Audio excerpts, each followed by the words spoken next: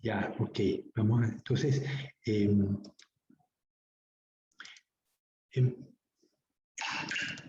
vamos a iniciar la grabación. Hoy vamos a continuar el tema de membrana celular. La clase pasada cubrimos la primera parte, que era la composición química, lípidos, carbohidratos y proteínas de la membrana, los movimientos de sustancias a través de la membrana, la difusión, el transporte activo, los movimientos, la captación de productos por parte de la célula, el proceso de endocitosis y exocitosis, y hoy vamos a continuar con el potencial de membrana, la pared celular, las membranas intracelulares, cómo se conectan con el retículo, con el aparato de Golgi, con las vacuolas, y finalmente la conexión entre células con una matriz extracelular, que veremos si acaso da tiempo, si no, continuamos el miércoles que viene.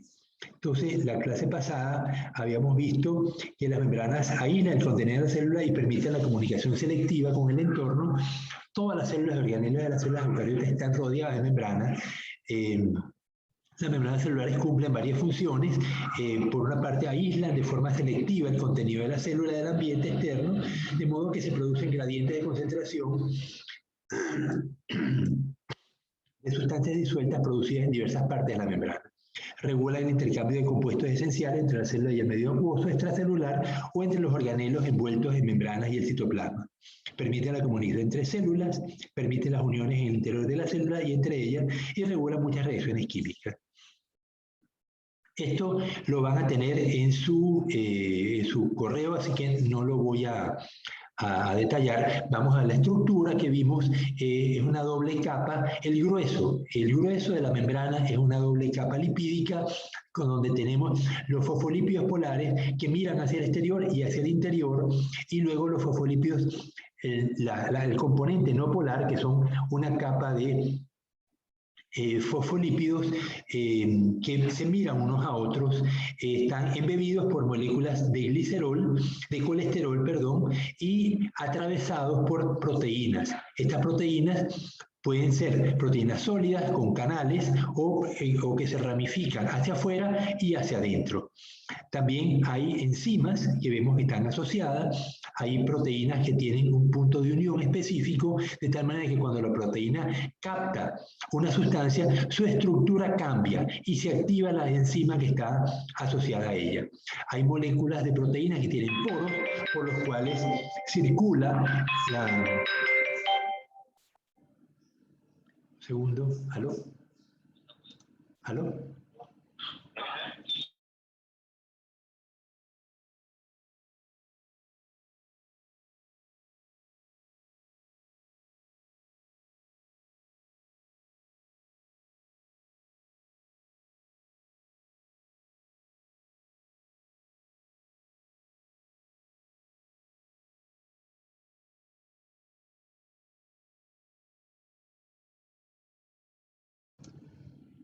Disculpen, que me llaman desde el exterior. Bien, entonces decíamos que las proteínas están embebidas en la matriz de doble capa y tienen funciones diversas. Algunas, como las glicoproteínas, vemos que es una proteína que sobresale, que tiene un carbohidrato. Estas glicoproteínas tienen función identificadora, o sea, son como la cédula de identidad. Los macrófagos distinguen estas glicoproteínas y reconocen la célula como propia. Cuando no la reconocen, entonces se la tragan. Una bacteria, por ejemplo, es reconocida por sus carbohidratos que no son identificados como propios, y el macrófago procede a engullirla y a comérsela. La digiere. Es la manera como los macrófagos nos protegen. Internamente en nuestro cuerpo somos estériles. Nosotros, las bacterias y los virus que adquirimos, los macrófagos se encargan de controlarlos. Por eso, cuando los macrófagos son superados en actividad, por ejemplo, con una septicemia, la posibilidad de que moramos es muy alta. Porque estas bacterias encuentran un medio propicio para crecer en nuestro cuerpo, y los macrófagos, pues, son los encargados de eliminar que no haya ninguna bacteria dentro de nuestro organismo. Fuera, sí, en la piel, en el intestino, pero no dentro, no hay contacto con la sangre, con el hemolinfa. Entonces, esta propiedad de identificación es fundamental. Ustedes lo han visto como la vacuna que se está usando hoy en día es una vacuna contra el COVID-19, es una vacuna a base de ARN que sintetiza ese ARN, forza a que las células nuestras produzcan la proteína del virus y el macrófago genera anticuerpos contra esa estructura, los linfocitos T, perdón, no el macrófago, los linfocitos T generan anticuerpos contra esa proteína, de esta manera que el macrófago los va a poder identificar si acaso el virus llegara a entrar, es reconocido fácilmente y nos protege. Algo que personalmente no entiendo bien es por qué dicen que la vacuna no nos protege completamente. Que si acaso nos enfermamos, vamos a estar enfermos de una manera más leve que si no estuviéramos vacunados. Yo las vacunas que conozco, como la polio, por ejemplo, es una vacuna que evita que la gente se enferme del virus del polio. Ustedes, con los años que tienen, a lo mejor jamás han visto un paciente de polio. Yo cuando era niño, a mí me vacunaron contra la polio en el Hospital Ortopédico Infantil porque yo nací en el año 52 y la vacuna de la polio se descubrió en esa década. Entonces se lo pone, primero era inyectada y después se usó la vacuna oral, que se le da varias dosis a los niños, pero en gotas oral, ¿no? Eso simplificó mucho, no tener que inyectar a los niños, ¿no? Pero masivamente la polio se aplica y prácticamente hay enfermedades que han desaparecido de la faz de la Tierra gracias a las vacunas. Pero esta vacuna del COVID dicen que no evita que nos enfermemos. Y ojalá que yo logre que alguien me explique por qué es eso, ¿no? ¿Por qué la vacuna del polio sí lo evita y la vacuna del COVID no? Si ustedes la averiguan, por favor, ustedes tienen familiares, a lo mejor médicos, amigos, con los cuales pueden consultar estos detalles y compartirlo con nosotros en la clase. Bueno, habíamos visto que los fosfolípidos cambian, ellos pueden, la célula puede sintetizar fosfolípidos y cambiarlos en la membrana. Un fosfolípido saturado, donde todos los carbonos están llenos de hidrógeno, son sólidos a temperatura más baja y en la medida que la temperatura va disminuyendo, la célula adquiere fosfolípidos de cadena no recta, sino de cadena truncada gracias a los dobles enlaces. Entonces, las insaturaciones de los fosfolípidos provocan una membrana más fluida. Entonces, cuando la temperatura baja, el número de fosfolípidos no saturados, insaturados se eleva. Cuando la temperatura sube, es al contrario. Entonces, la célula tiene esa capacidad de adaptar la fluidez de la membrana a través de la incorporación de fosfolípidos saturados o insaturados. Preguntamos, ¿qué le pasa a las grasas cuando las metemos en la nevera? Cuando freímos un pollo y el aceite que sobra lo guardamos en la nevera, ese aceite se va a volver mucho más espeso. Cuando el aceite se calienta, se vuelve mucho más líquido. Bueno, igual pasa con los fosfolípidos de la membrana. Aquí veamos el caribú, el ejemplo del caribú, como las patas en el invierno, las patas del caribú que están sometidas a muy bajas temperaturas, el contenido de fosfolípidos insaturados es muy alta, mientras que los fosfolípidos de las células que están en el pecho, que es un animal que mantiene la temperatura a temperatura más alta, pues tienen menor cantidad de fosfolípidos insaturados y mayor desaturados.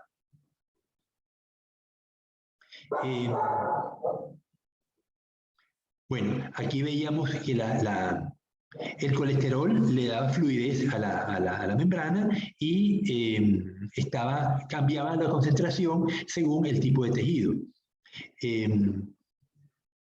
Algunos venenos, veíamos que algunas culebras, algunos insectos nos pueden inyectar venenos. Algunos de esos venenos son las fosfolipasas. La fosfolipasa es una enzima que destruye los fosfolípidos. Entonces, cuando yo tengo que un veneno me está afectando, con una fosfolipasa, la fosfolipasa va a destruir, a degradar el fosfolípido y la membrana se le van a abrir huecos. Al abrirse un hueco en la membrana, el citoplasma se riega por la sangre y las células empiezan a destruirse. Entonces, estos son procesos traumáticos y provocan la muerte celular, evidentemente, ¿no? Vimos el colesterol, las proteínas son de distinto tipo. Hay proteínas receptoras que tienen la capacidad de reconocer un sustrato específico y generar una acción. Tal es el caso, por ejemplo, de los neurotransmisores, que lo vamos a estudiar un poquitico más adelante en la clase de hoy. De tal manera que la proteína recibe una hormona, por ejemplo, o recibe un neurotransmisor, esa proteína cambia de estructura y genera una reacción. En el caso de la neurona, se genera una despolarización de la membrana porque se abre el canal de sodio y potasio y estos iones que están en distinta concentración, sus concentraciones se igualan entre el exterior y el interior y de esa manera el impulso se va transmitiendo. Lo vamos a estudiar en un detalle, en un momento. Hay proteínas de reconocimiento, como son las glicoproteínas, las enzimas, que ya vimos que están asociadas también, aparte de la membrana. Por ejemplo, los grupos sanguíneos O, A, B y AB son glicoproteínas. Entonces, si yo soy O, significa que tengo un tipo de glicoproteína distinto del de A, del B o del AB. Las proteínas de unión son los desmosomas, son las que anclan las membranas y pegan las células unas a otras, de tal manera que el tejido permanezca como una sola unidad. De lo contrario, el tejido pues se volvería como una especie de gelatina, sino que no tendría estructura. Cuando tú agarras un hígado, cuando agarras un páncreas o un estómago, vemos que tiene una cierta estructura, una unidad. Esa unidad se la dan los desmosomas. Ok, aquí veíamos una imagen de desmosoma. Como esto ya lo vimos en clase, les voy a poner esta, bueno, lo pueden ver en la grabación. Vemos aquí el desmosoma, toman una fibra de un trocito del intestino, vemos que hay dos células con las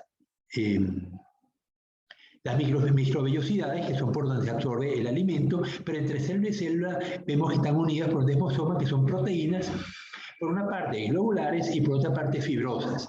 De tal manera que estas fibras se insertan dentro de la célula y están unidas a las fibras que integran el esqueleto celular interior. De esta manera las células permanecen pues, unidas.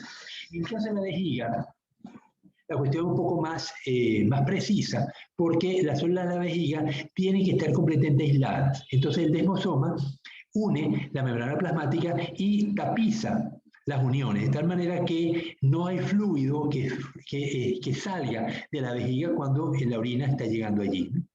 Entonces los desmosomas de la vejiga son distintos a los desmosomas de otras estructuras en el cuerpo. Las proteínas de transporte regulan el movimiento de moléculas hidrofílicas en la membrana plasmática. Algunas proteínas de transporte, además proteínas de canal, forman canales, ya lo vimos en la imagen. Algunos canales son simplemente pasivos, el agua pasa a través de ellos.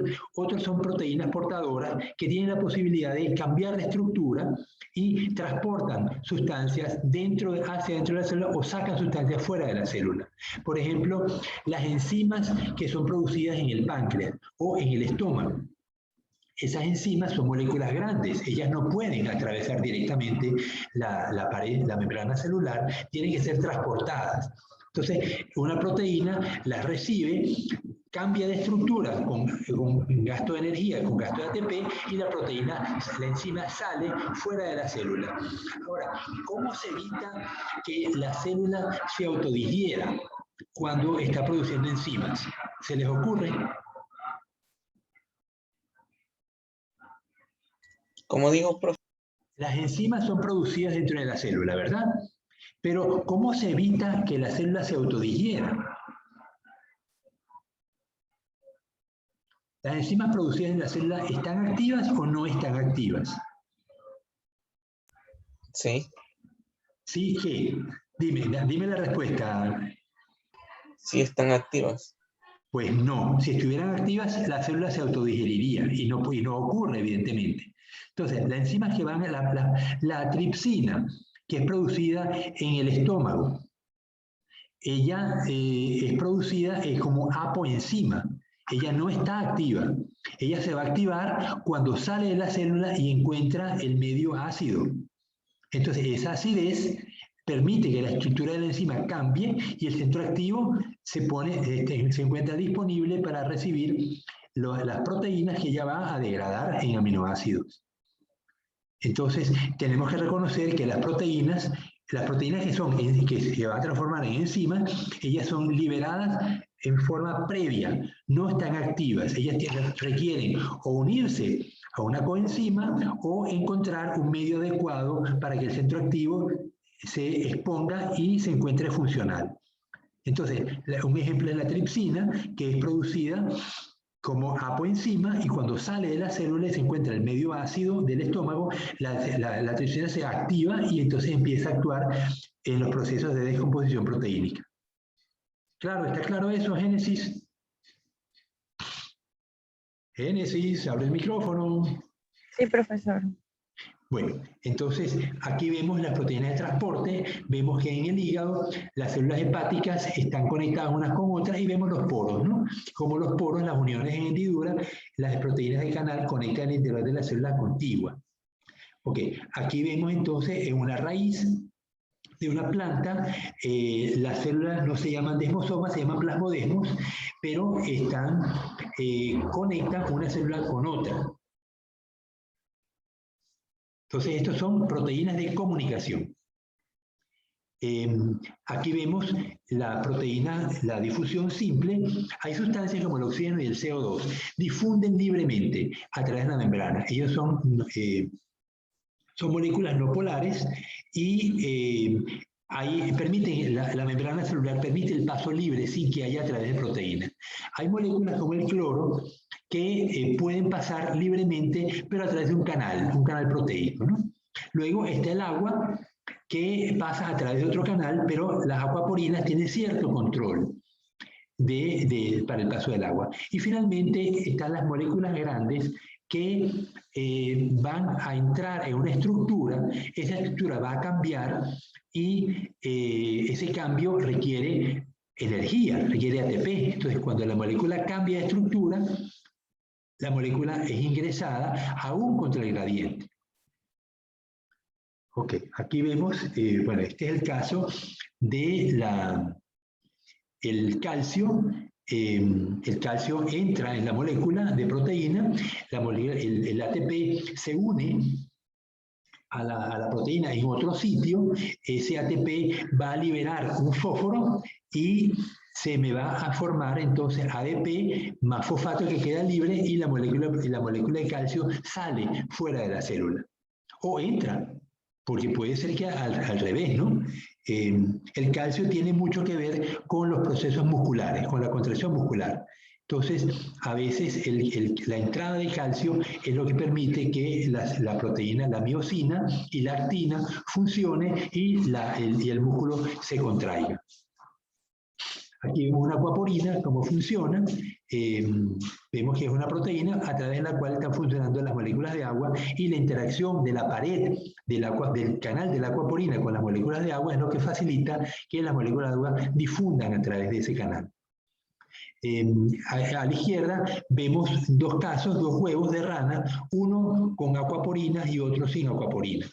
El que tiene las acuaporinas recibe el agua, pues está colocada en una solución hipotónica que tiene menor concentración de solutos que internamente, entonces el agua entra y lo hincha.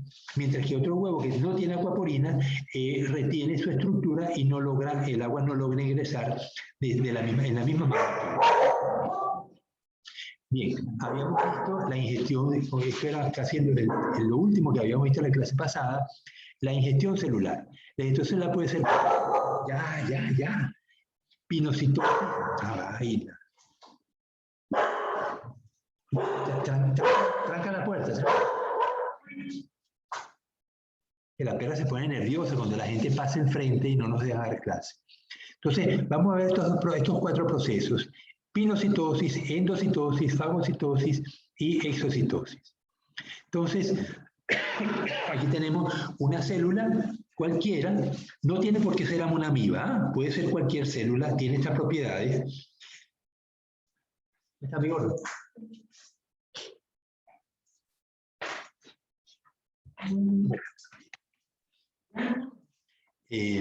Entonces, pinocitosis. Tenemos una alta concentración de sustancias en el exterior de la célula provoca una invaginación y las sustancias que están en alta solución pues ingresan, ¿no? Con la solución, la vacuola se cierra y tenemos entonces una vacuola conteniendo estas sustancias dentro de la célula. Otro proceso es la endocitosis mediada por receptores. Entonces yo tengo un receptor, ese receptor, esa proteína, me capta el producto que está en el exterior y eso desencadena una invaginación de la membrana y se forma entonces una vesícula con el receptor y el producto que se captó. Finalmente, la fagocitosis, donde va a haber un desplazamiento de la pared celular formando pseudópodos. Estos pseudópodos se van a formar en respuesta al reconocimiento por parte de las partículas de alimenticio por parte de diversos receptores. Aquí son diversos, no son uno solo, y tal es el caso, por ejemplo, de la ingesta de una bacteria por parte de un macrófago. El macrófago toca a la bacteria, se da cuenta de que la bacteria no es reconocida como célula propia y procede a emitir los pseudópodos, la engloba y se la come. Una vez que se la come o las vesículas están dentro de la célula, ¿qué ocurre? Viene un proceso de digestión donde vemos que, si yo pudiera subir esto. Ok, entonces la partícula ingresa por pinocitosis, fagocitosis o endocitosis y forma una vesícula alimenticia. Esa vesícula se le van a pegar los lisosomas que tienen enzimas adentro, la membrana, el lisosoma toca la pared de la vesícula alimenticia y libera el contenido de enzimas dentro de la vacuola alimenticia. La digestión va a ocurrir y luego va a haber la absorción de los productos de la digestión, ya sean los carbohidratos en forma de monosacáridos, los ácidos grasos, los aminoácidos, y lo que sobra, que no es digerible, se va a acercar a la pared de la célula y lo va a expulsar por exocitosis. Entonces vemos que la membrana forma estas vesículas y esas vesículas pues viajan dentro de la célula y se expulsan el contenido, ¿no? La membrana se abre y se cierra de esta manera, ¿no? En algunas células el punto de la exocitosis es fijo. Por ejemplo, en el paramecio tenemos un citoprocto donde el paramecio, el protozoario ciliado paramecio, va a expulsar siempre por el mismo sitio los materiales que resultan de la digestión, materiales indigeridos, y igualmente el paramecio tiene las vacuolas contráctiles en sitios específicos. La vacuola contráctil es lo que permite que el agua del exterior, que está en menos concentración que en la celular, salga. El paramecio tiene que estar expulsando agua y tiene dos vacuolas contráctiles que están expulsando agua continuamente. Entonces, vemos que en la mayoría, en muchas células, el sitio de absorción o de expulsión del material indigerido puede ser variable o puede ser fijo, como en el caso del paramecio. Bien, vamos ahora a pasar al potencial de membrana. ¿Qué es el potencial de membrana? Yo tengo, aquí vemos una neurona, vemos que ojalá pudiese, ahora tengo en el medio. Ok, vamos aquí, a ver si lo puedo quitar. Dice, terminales sinápticos transmiten los señales de otras neuronas. Las dendritas reciben las señales de otras neuronas. El cuerpo celular integra las señales, coordina las actividades metabólicas de la neurona. Aquí se inicia un potencial de acción. El axón conduce el potencial de acción los terminales sinápticos transmiten las señales a otras neuronas y las dendritas de otras neuronas reciben las señales. Entonces, esta es la manera. Bueno, aquí vemos una ampliado como una dendrita se aproxima perdón, el axón de la neurona que esté de la derecha se aproxima a la dendrita de la neurona que sigue.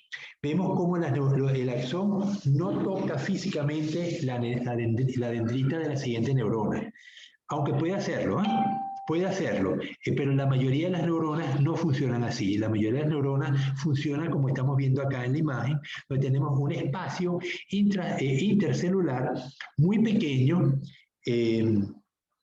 Tenemos entonces las proteínas receptoras que van a recibir el neurotransmisor. El neurotransmisor puede ser el ácido glutámico, puede ser la norepinefrina, puede ser otras moléculas orgánicas que constituyen neurotransmisores.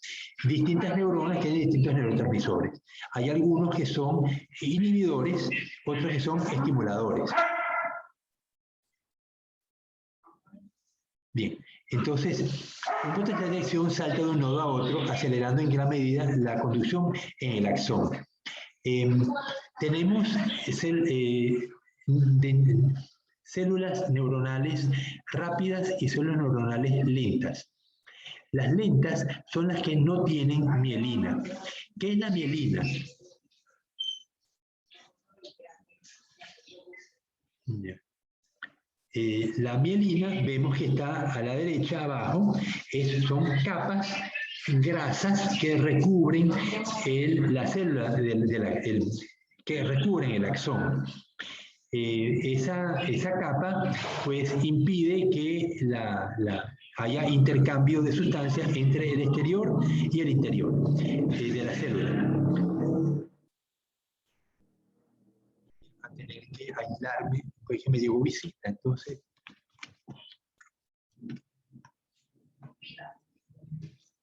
Voy a cambiarme de cuarto porque no nos van a dejar dar clase.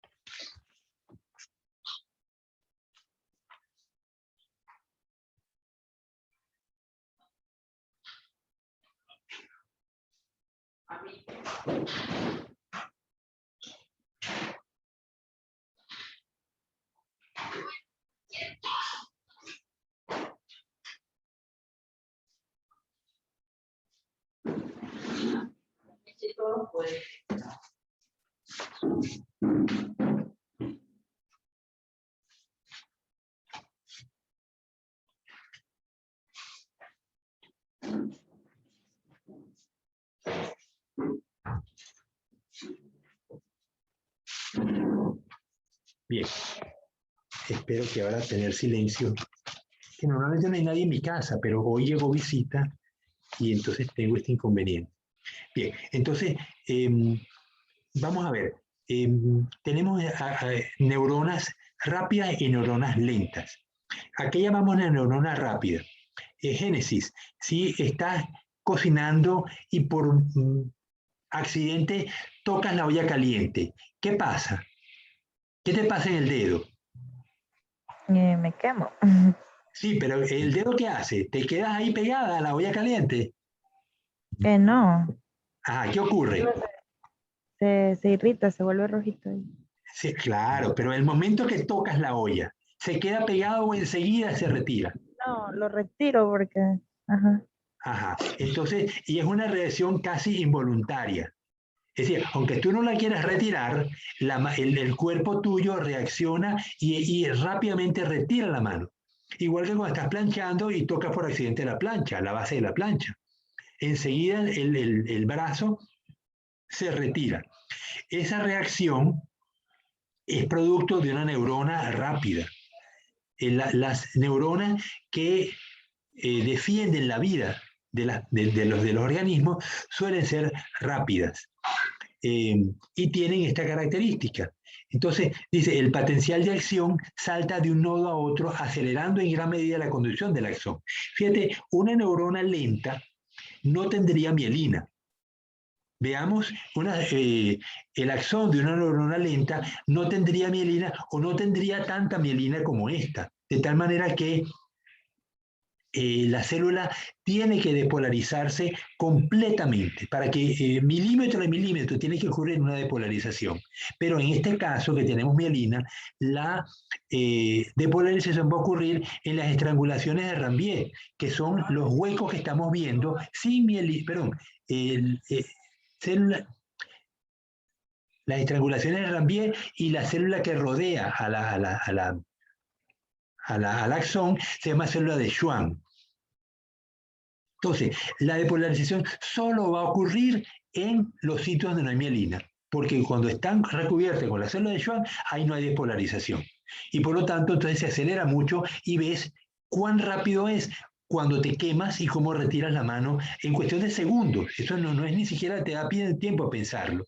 Mientras que cuando tú tocas una superficie y sientes que está caliente o que está fría, esas células están conduciendo información al cerebro, pero información lenta. No requiere que vaya a gran velocidad. Esas neuronas, pues no son neuronas mielinizadas.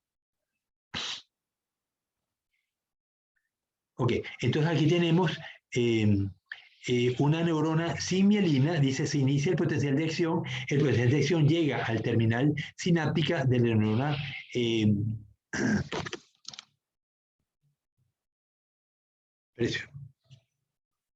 presionáptica.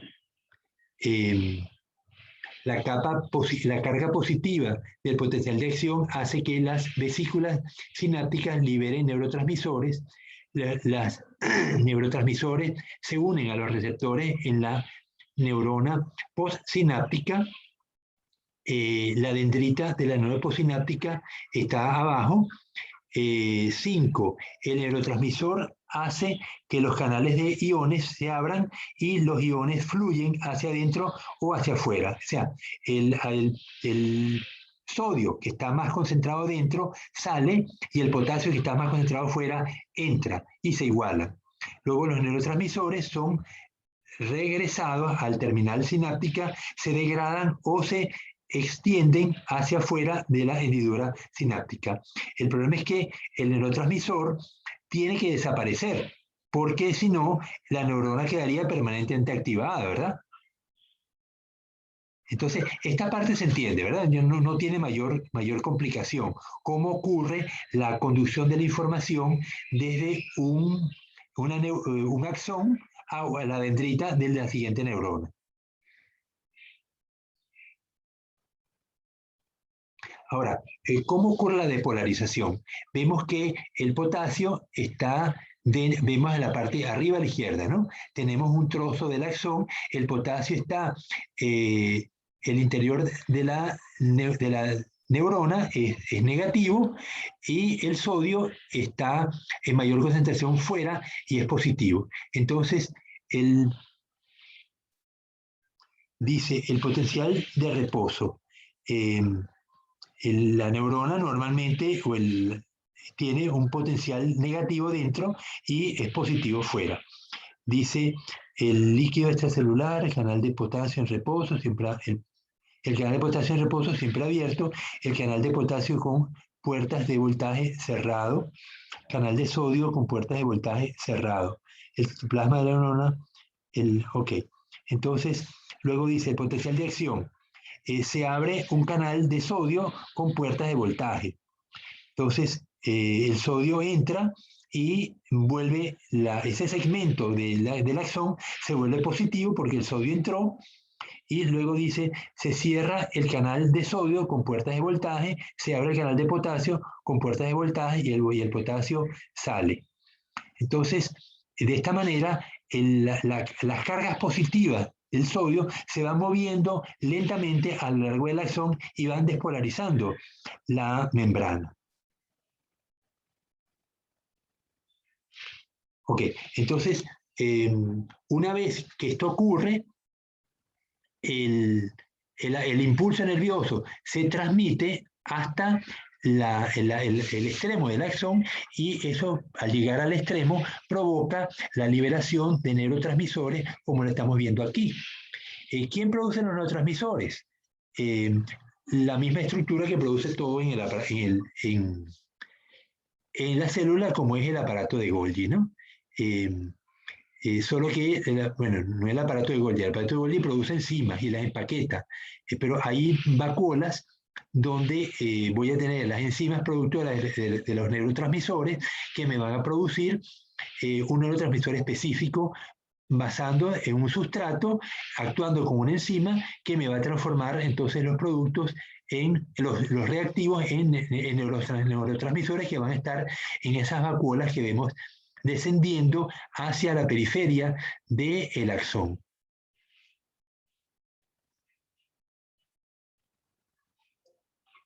Bien, ¿alguna duda sobre esto? No, por ahora no. Génesis, Fátima, Wanderberg, están calladitos, hoy están calladitos. Bueno, estas imágenes las saqué del Audecirc. Me dijeron que habían bajado los libros, ¿verdad? Muchachos. Sí, sí, usted lo pasó. Ok. Bueno, vamos ahora a estudiar la pared celular. La superficie exterior de plantas, hongos y algunos protistas están recubiertos por una capa inerte y más bien rígida llamada pared celular que sostiene y protege a la delicada membrana plasmática. Los protistas unicelulares que viven en el mar pueden tener paredes hechas de celulosa, proteína o sílice. Las paredes celulares de los vegetales están compuestas por celulosa y otros polisacáridos, mientras que aquellos de los hongos están hechas de quitina. Las células procariontes también tienen paredes, pero están hechas de otros polisacáridos. Entonces, ¿qué vemos aquí en la célula? Esta es una célula vegetal porque tiene cloroplastos. Vemos que tiene pues el núcleo, el nucleolo, unos poros, los ribosomas adosados al núcleo, a la pared, a la membrana nuclear, pero hay ribosomas también en el retículo endoplasmático rugoso. Vemos el aparato de Golgi, vemos las que no se puede leer.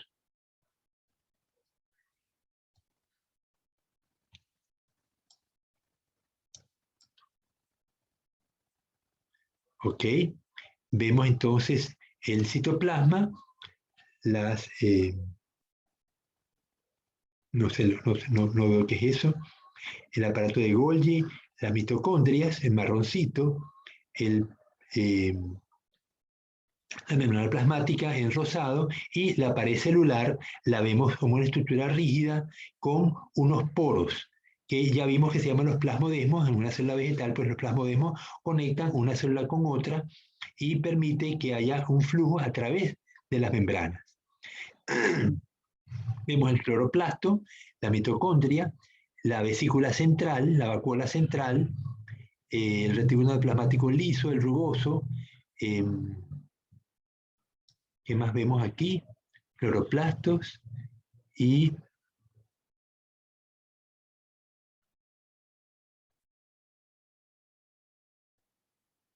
lisosoma, es lo que dice acá, lisosoma debajo del citoplasma.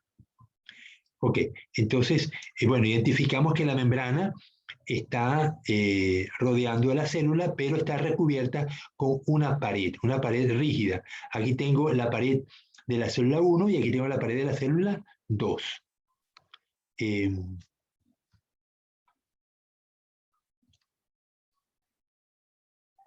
Bien, veamos algunas paredes de otros organismos. Los dinoflagelados son protozoarios fotosintetizadores del grupo de los flagelados.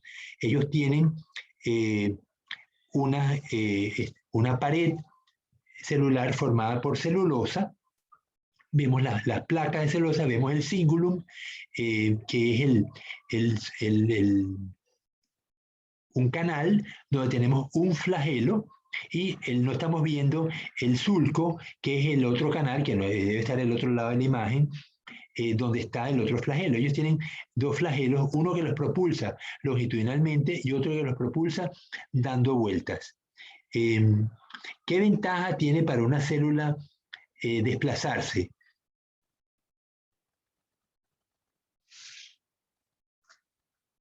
¿Han pensado en eso? ¿Cómo? ¿Qué ventaja tiene para una célula? Tenemos dos células, una que está quieta y otra que está en movimiento. ¿Qué ventaja tiene el estar en movimiento?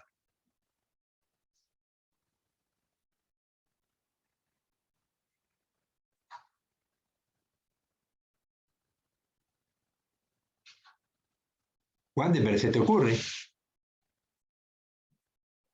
¿Cómo cambia el medio exterior de la célula cuando la célula está quieta? Ella está adquiriendo nutrientes, por ejemplo. Pero ¿qué le pasa a los nutrientes que están siendo ingeridos por la célula? Si la célula está quieta, llega un momento en que ¿qué pasa con la concentración de nutrientes en su exterior? Ah, ya no hay nutrientes. Los absorbe y ya no hay. O Claro, disminuye se la absorbe. concentración, mientras Y que si una se célula... mueve, absorbe más. Claro, porque está todo el tiempo ocupando nuevas zonas del medio que no tienen células y allí pues va a haber mayor concentración de nutrientes. Entonces, una célula que se desplaza tiene ventajas porque está todo el tiempo transitando áreas con la posibilidad de tener mayor concentración de solutos que le interesan a la célula, ya sea, puede ser CO2, en el caso de un organismo fotosintetizador, o puede ser potasio o fósforo. Las células requieren, y las células vegetales, por ejemplo, requieren potasio, nitrógeno y fósforo. Son los tres elementos que constituyen los fertilizantes. Aparte de otros micronutrientes como el molibdeno, el hierro, el magnesio, el zinc, que son requeridos por distintas enzimas. Entonces, el hecho de yo desplazarme me permite tener acceso a zonas de mayor concentración de esos productos en comparación con una célula como la diatomea, que está quieta. Ella se mueve con la gravedad. La gravedad va a hacer que ella descienda o las corrientes marinas la mueven a voluntad de la corriente. Bueno, a voluntad. Se mueve con las corrientes. A la izquierda vemos un conjunto de dinoflagelados.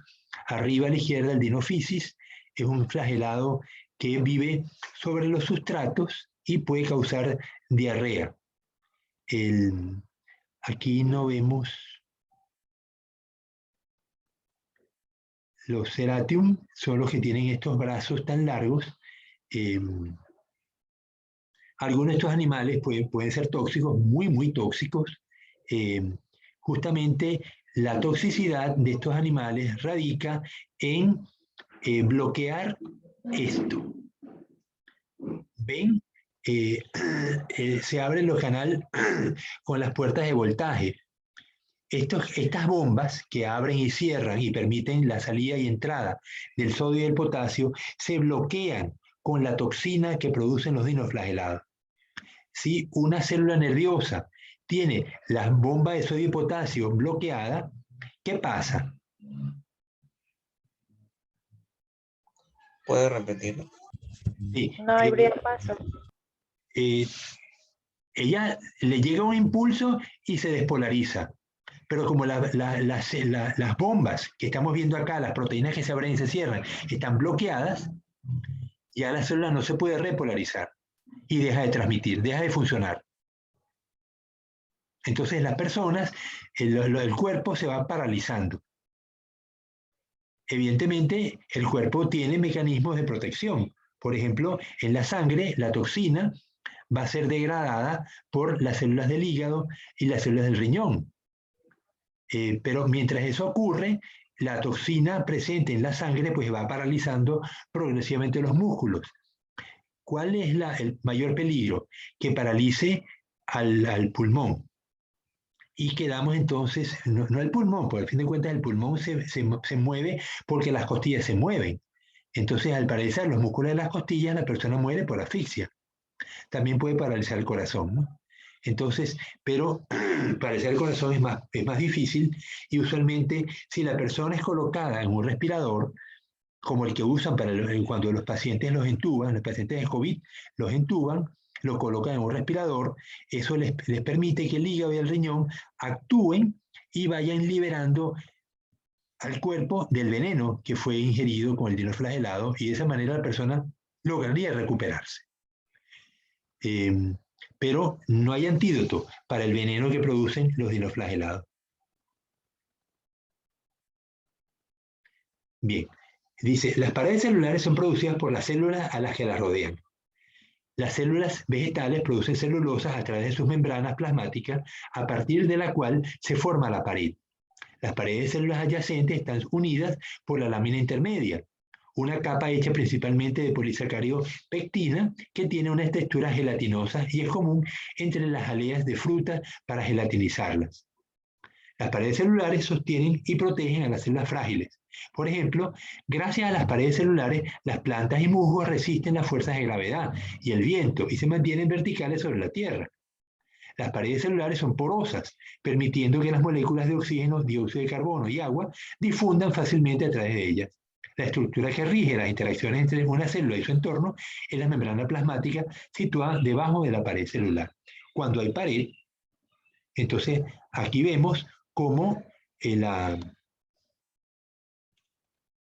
tenemos las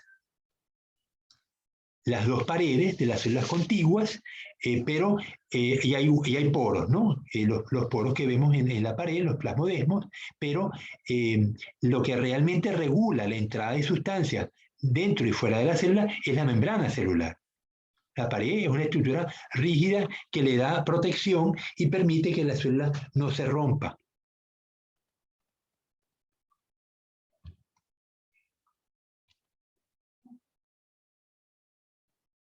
Ok, entonces, componentes de la pared celular, quitina en hongos y artrópodos. La quitina es un polisacárido único. La quitina tiene la misma configuración de enlace que las moléculas de glucosa, de las moléculas de glucosa que la celulosa, pero las unidades de glucosa tienen un grupo funcional nitrogenado en verde en lugar del grupo hidroxilo.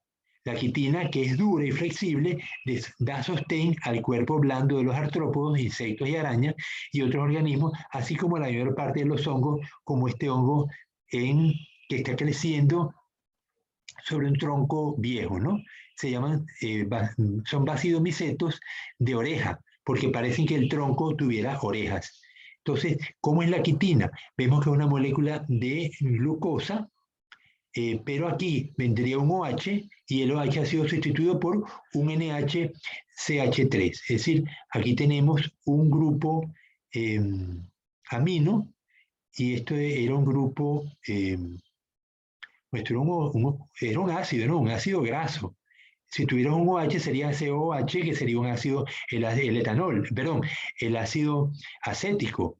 Pero hemos sustituido el oxígeno por el nitrógeno y nos da entonces esta molécula, cuyo nombre no me acuerdo cuál es, ¿no? Pero acetamida sería. Bueno, entonces tenemos una molécula de glucosa alternadas, unas hacia arriba, otras hacia abajo, y forman la molécula de quitina. La celulosa, la vemos aquí, está en las plantas, tiene, vemos la fibra de celulosa, los haces de moléculas de celulosa, y aquí vemos cómo tenemos entonces una cadena de estas moléculas de glucosa. Los enlaces alternados diferentes del almidón. Entonces tengo tengo el CH2 aquí arriba, el CH2OH abajo, arriba, abajo, y así se va alternando, ¿no? Entonces, la madera es la principal, está hecha principalmente de celulosa. La célula vegetal con pared, acercamiento de las fibras de celulosa en una pared celular, y vemos aquí cómo las fibras pues tienen estas haces de moléculas de celulosa.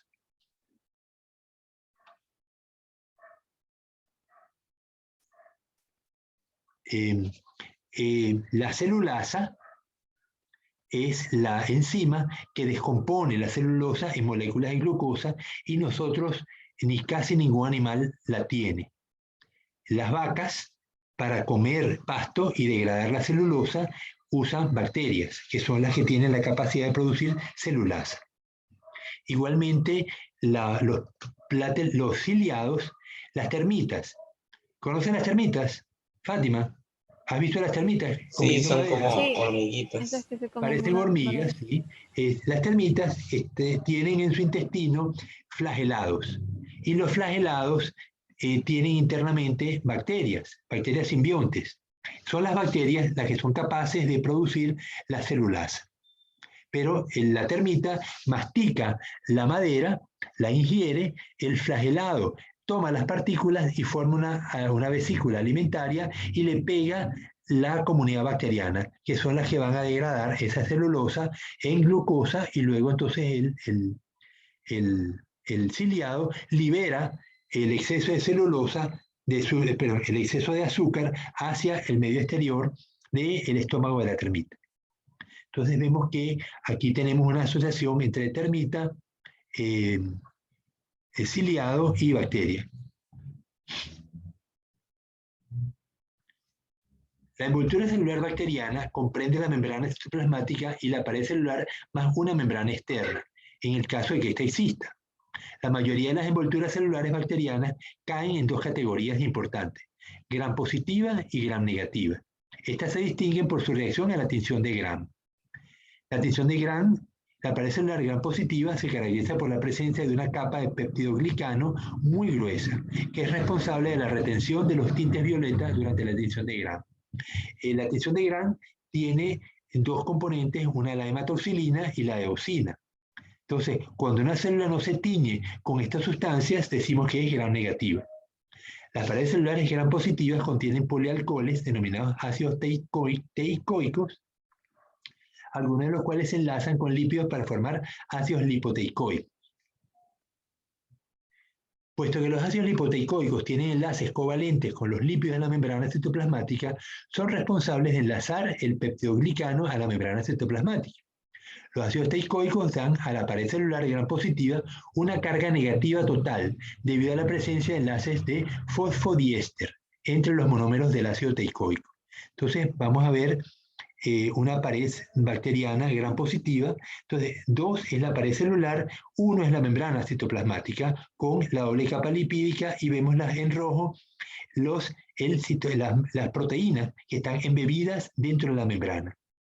Vemos también unas estructuras verdes que es el ácido teicoico.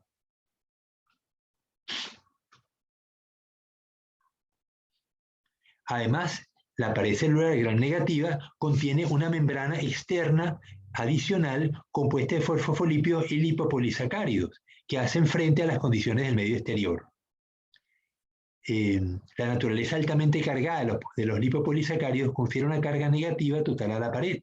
Los lipopolisacáridos presentes sobre la membrana externa tienen una estructura química que es única para cada cepa bacteriana específica y es responsable de muchas de las características antigénicas de estas cepas. Entonces tenemos la membrana exterior, la membrana, el espacio periplasmático y la membrana citoplasmática interior. Entonces, esta doble membrana es típico de las paredes bacterianas gram negativa. Las micobacterias tienen una envoltura celular que no es típicamente gram negativa ni gram positiva. La envoltura micobacteriana no presenta la membrana externa característica de los organismos gram negativos, sino que tiene una pared con un porcentaje significativo de ácido peptidoglicano arabinogalactano micólico, que constituye una barrera externa permeable. Se supone que se forma un compartimiento de pseudoperiplasma entre la membrana citoplasmática y esta barrera externa, aunque la naturaleza de este compartimiento no se comprende bien. Entonces, aquí vemos la pared celular de las micobacterias. 1, vemos que son lípidos. 2, ácido micólico. 3, polisacáridos arabinoglicano.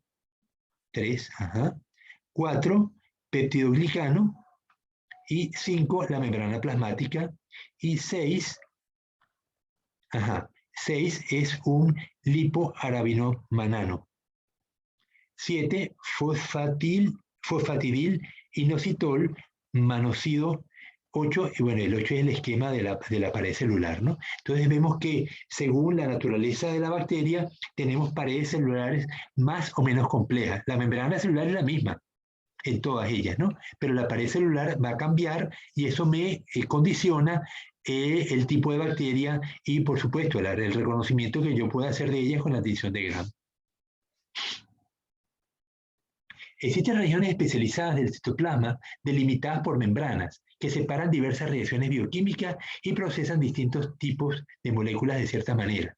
La cualidad fluida de las membranas les permite fusionarse unas con otras, de modo que los compartimientos internos pueden conectarse, intercambiar partes de membrana y transferir el contenido a otros compartimientos para distintos tipos de procesamiento. Los sacos llamados vesículas trasladan membranas y contenidos especiales de distintas regiones. Eso lo vimos cuando estamos viendo la digestión, cómo se forman vesículas por endocitosis y las vesículas se rompen y liberan el contenido al exterior por exocitosis. Las vesículas también pueden fusionarse con la membrana plasmática y exportar así su contenido de la célula. ¿Cómo saben las vesículas a dónde ir en el complejo sistema de membranas? Los investigadores han descubierto que ciertas proteínas insertadas en la membrana fungen como etiquetas postales que especifican la dirección a la que se envía un saco y su contenido. El sistema de membranas de la célula comprende la membrana plasmática, la membrana nuclear, el retículo endoplasmático, el aparato de Golgi, los lisosomas, las vesículas y las vacuolas que se explorarán en secciones. Ok. Vamos a... ¿qué hora es? No sé ni qué hora es. Ya voy a buscar el celular.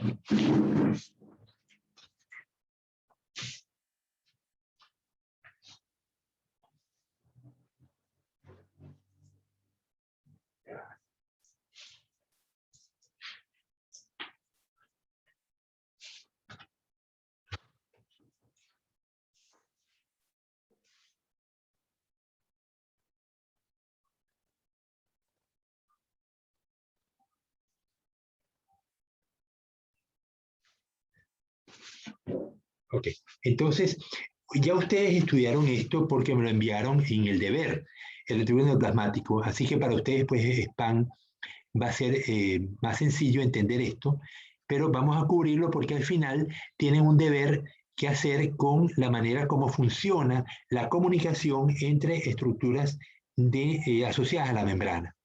Dice, el retículo endoplasmático forma canales envueltos en membranas dentro del citoplasma. Es decir, el retículo endoplasmático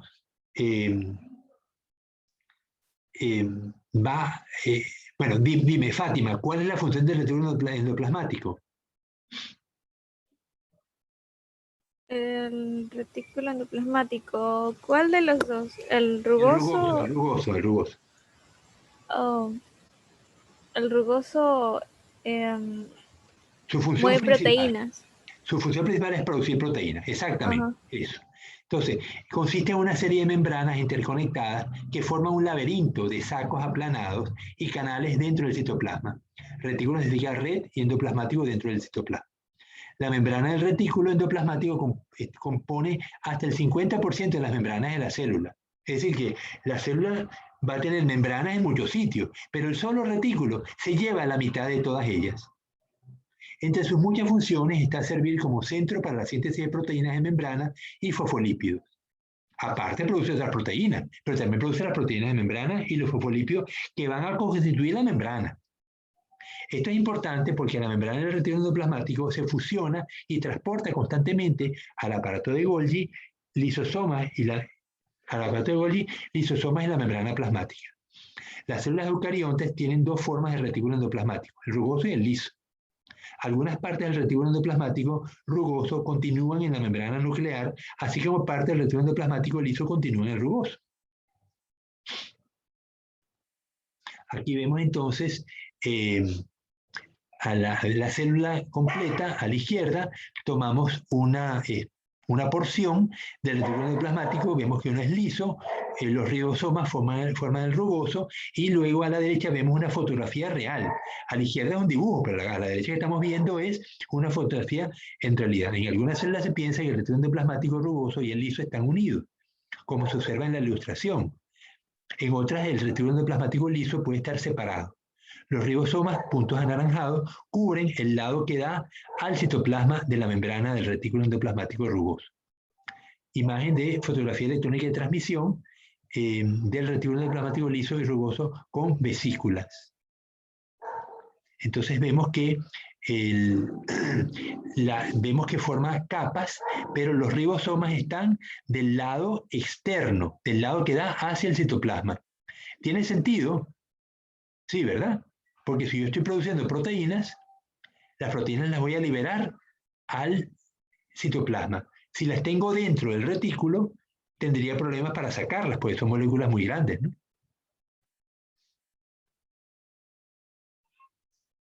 Bien, aquí vemos que las vesículas con proteínas del retículo endoplasmático se fusionan con el aparato de Golgi. Las vesículas que llevan proteínas modificadas dejan el aparato de Golgi. Entonces, el aparato de Golgi es un apilamiento de sacos membranosos aplanados. Las vesículas transportan la membrana celular y el material que engloba del retículo endoplasmático al aparato de Golgi. La flecha muestra la dirección de movimiento de los materiales por el aparato de Golgi, donde son modificados y clasificados.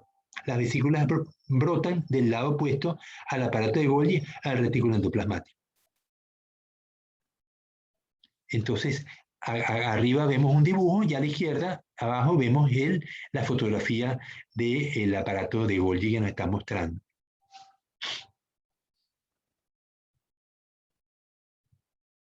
El liso. El liso no tiene ribosomas y está especializado en diferentes actividades según la célula en que se encuentra. En algunas células, el retículo endoplasmático liso elabora grandes cantidades de lípidos, como hormonas esteroideas hechas de colesterol. Por ejemplo, las hormonas sexuales son producidas por el retículo endoplasmático liso en los órganos reproductores de los mamíferos. Por ejemplo, el óvulo, el ovario produce el estrógeno, el testículo produce la testosterona. El retículo endoplasmático liso abunda también en las células del hígado, donde contiene enzimas que desintoxican productos nocivos, como el alcohol y sus productos del metabolismo, como el amoníaco. Otras enzimas del retículo endoplasmático liso del hígado degradan el glucógeno, un carbohidrato que se almacena en el hígado, en moléculas de glucosa que proporcionan energía. El retículo endoplasmático liso almacena calcio en todas las células, pero en los músculos esqueléticos es más grande y se especializa en almacenar las grandes cantidades de calcio que se requieren para las contracciones musculares. El rugoso. Los ribosomas del retículo endoplasmático rugoso son centros de síntesis de proteínas. Por ejemplo, las diversas proteínas insertadas en la membrana celular se elaboran allí. Los ribosomas del retículo endoplasmático rugoso son también centros de elaboración de proteínas como las enzimas digestivas y las hormonas, como la insulina, que ciertas células exportan. ¿Dónde se produce la insulina? ¿Qué órgano? El páncreas. El páncreas, correcto. Cuando se sintetizan estas proteínas, se pasan a través de la membrana del retículo endoplasmático al compartimiento interior. Las proteínas sintetizadas para secreción externa o para usarse en otra parte del interior de la célula se mueven por los canales del retículo endoplasmático, donde son químicamente modificadas y dobladas en sus estructuras tridimensionales correctas. Al cabo de un tiempo, las proteínas se acumulan en las bolsas de la membrana, o sea, en las vesículas, que surgen como vesículas que transportan su carga de proteínas al aparato de Golgi. El aparato de Golgi, llamado así por el médico biólogo celular Camillo Golgi, quien lo descubrió a finales del siglo XIX, es un conjunto especializado de membranas derivadas del retículo endoplasmático. Tiene el aspecto de una pila de sacos aplanados e interconectados. La función principal es modificar, clasificar y empacar proteínas producidas por el retículo endoplasmático rugoso. Los compartimientos del aparato de Golgi funcionan como las salas de terminado de una fábrica, donde se dan los toques finales a los productos antes de empacarlos y exportarlos. Las vesículas del retículo endoplasmático rugoso se fusionan con un lado del aparato de Golgi, incorporan sus membranas y vacían su contenido en los sacos de este. En los compartimientos del aparato de Golgi, algunas de las proteínas sintetizadas en el retículo endoplasmático rugoso sufren nuevas modificaciones. Por ejemplo, es posible que se agreguen carbohidratos para formar glucoproteínas. Algunas proteínas grandes se dividen en fragmentos más pequeños. Por último, del lado opuesto del aparato de Golgi, brotan las vesículas que llevan los productos terminados para ser usados en la célula o ser expulsadas al exterior. Entonces, estas son las funciones del aparato de Golgi. Modifica algunas moléculas. Una función importante es agregar carbohidratos a las proteínas para hacer glucoproteínas. También degrada algunas proteínas en péptidos más pequeños.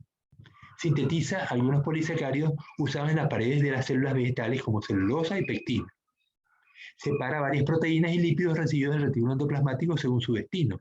Por ejemplo, el aparato de Golgi separa las enzimas digestivas destinadas a los lisosomas del colesterol usado en la síntesis de la membrana y de las proteínas con función de hormonas que secretará la célula. Empaca las moléculas terminadas en vesículas que transporta a otras partes de la célula o a la membrana plasmática para exportar. Las proteínas secretadas se modifican al pasar por la célula. Para entender cómo se coordinan algunos componentes del sistema de membrana, considera la manufactura y exportación de una proteína extremadamente importante, un anticuerpo. Los anticuerpos son glucoproteínas producidas por leucocitos que se unen a invasores del exterior como bacterias patógenas y los destruyen. Las proteínas con función de anticuerpos se sintetizan en los ribosomas del retículo endoplasmático rugoso de los leucocitos y se empacan en las vesículas formadas en la membrana del retículo. Estas vesículas pasan al aparato de Golgi, donde se fusionan las membranas y se depositan en el interior las proteínas, a las que a continuación se unen los carbohidratos. Las proteínas se vuelven a empacar en vesículas formadas por la membrana adquirida por el aparato de Golgi. La vesícula que contiene el anticuerpo completo viaja a la membrana plasmática y se fusiona con ella para expulsar el anticuerpo de la célula hacia el torrente sanguíneo y que defiende hacia el organismo de infecciones. La membrana se intercambia en toda la célula. En toda la célula, la membrana es continuamente intercambiada entre la envoltura nuclear, el retículo endoplasmático rugoso y liso, el aparato de Golgi, los lisosomas, las vacuolas alimentarias y la membrana plasmática. Por ejemplo, el retículo endoplasmático rugoso sintetiza los fosfolípidos y proteínas que componen la membrana plasmática y produce parte de esa membrana en forma de vesículas, las cuales luego se fusionan con las membranas del aparato de Golgi. Parte de la membrana del retículo endoplasmático que se fusiona con el aparato de Golgi lleva etiquetas postales de proteínas que las dirigen de vuelta al retículo endoplasmático, con lo que restituye a su membrana proteínas esenciales como ciertas enzimas. Otras partes de la membrana del retículo endoplasmático son modificadas por el aparato de Golgi. Por ejemplo, podría agregar carbohidratos para hacer glucoproteínas de membrana. Al final, la membrana sale del aparato de Golgi en forma de vesícula que se fusiona con la membrana plasmática para resustituirla o agrandarla. Así, por ejemplo, una célula, cuando se divide, tiene un tamaño pequeño. Pero ¿cómo hace para crecer? Tiene que ingresar membrana para ir agrandándola y luego ella ingiere líquidos para mantener la turgencia. Entonces, de esa manera, la membrana va creciendo en la medida que la célula vaya a necesitar mayor volumen. Ok, entonces con esto terminamos el tema de membrana y tenemos entonces este ejercicio. Mecanismos de movimiento de sustancias a través de la membrana plasmática, hacer un recuento, el papel de las proteínas en la membrana externa en el reconocimiento celular, como por ejemplo los grupos sanguíneos, y el mecanismo de conducción entre el retículo endoplasmático rugoso y el aparato de Golgi. Esto lo van a conseguir en la bibliografía, no se los leí, pero lo que estos son los detalles de cómo funcionan estas cosas. Entonces, ustedes eran 6, ahora son 5. Entonces puede formarse un grupo de 2 y un grupo de 3, si ustedes lo quieren así. Ya, profe. ¿Ah? Ya, ¿cómo? Sí, sí, está bien. Bien. Entonces, ¿qué hora es? Profe, y eso es como responder eso. Sí, Esas tres. Esas 3 preguntas, pero van a responder con 1 o 2 párrafos. Es una tarea corta. Lo que necesito es que vean cómo son los mecanismos, lo van a conseguir en los libros y me lo describen. Lo que quiero saber es que ustedes lo estudiaron y lo entendieron.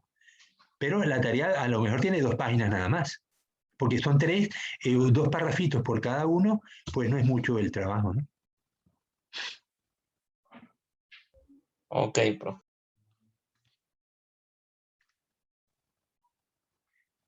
Bueno, bien, es un tema lindo.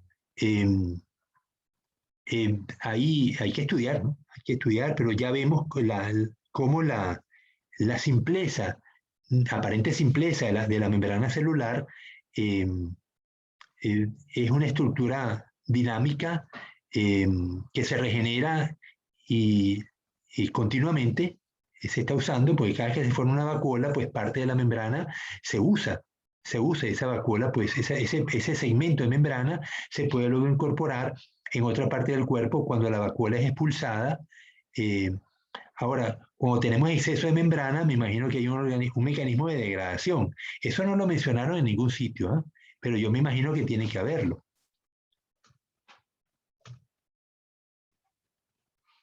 Bueno, ¿algún comentario? Fátima, Génesis, Wandenberg.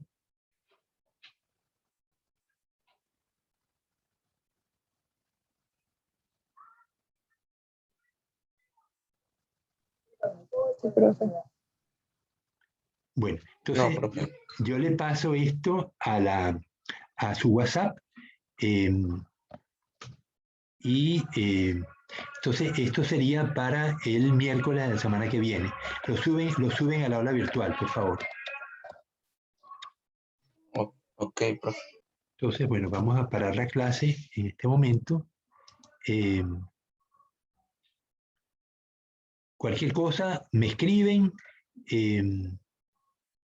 y estamos en contacto. Si descubren cosas interesantes, como ya yo les he mandado algunas, compártanlas con el grupo. Debemos leer el periódico, a veces estamos, cuando accesamos los navegadores, a veces se nos activan los periódicos y vemos cómo surgen noticias, que si hay alguna que es interesante, pues por favor compártanla, no hace falta que lleguemos a clases, sino la mandan al grupo, porque tenemos un solo grupo para biología molecular y podemos estar enterados.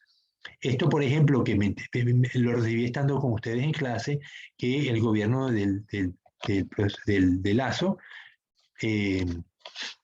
compró 6 millones de dosis de la vacuna que se usa se emplea una sola dosis para dar protección.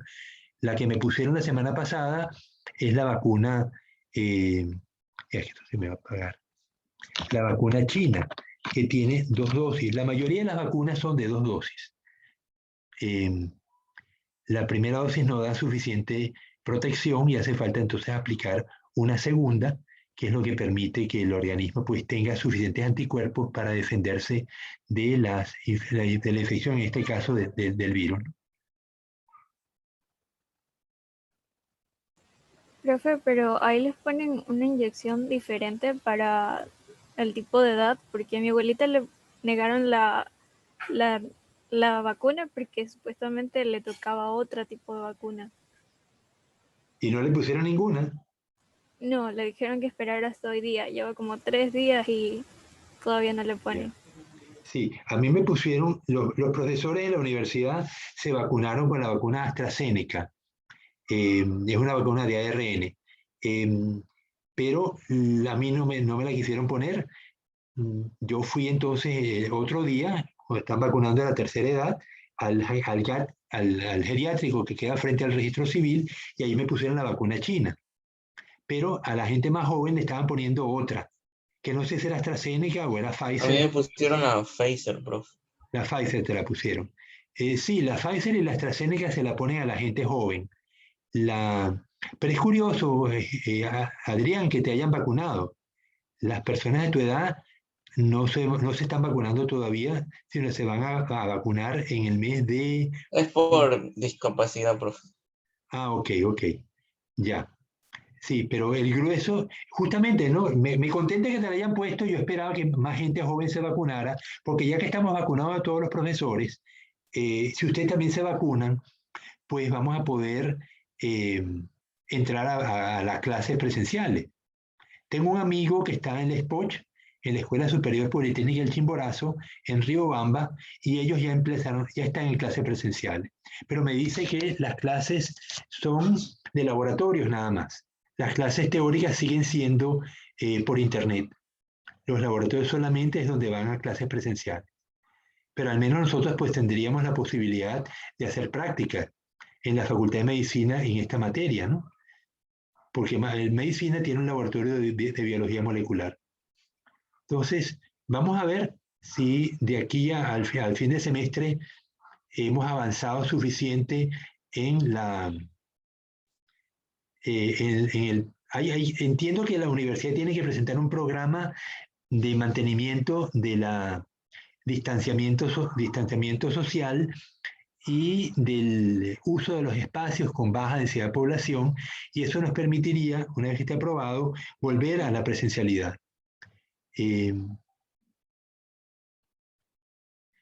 Entonces, ojalá que el COE, así como le permitió a la SPOCH volver a la presencialidad, también nos lo permita a nosotros antes del final de semestre y podamos entonces tener prácticas, aunque tuviéramos clases teóricas, pero algunos días a la semana poder ir al laboratorio. Yo estoy dictando 5 materias, esta es una, pero la otra es zoología de invertebrados, que ya ustedes la vieron con el profesor Ítalo, ¿cierto? Adrián. Sí. Ya, un segundito, me permiten contestar el teléfono. Aló, Gabriela. ¿Cómo estás? Bueno, estoy en clase, pero en 20 minutos termino. A la 1, ¿me puedes llamar a la 1? Ok, chao, pues, hasta luego. No, era un estudiante que necesitaba una consulta. Bien, entonces,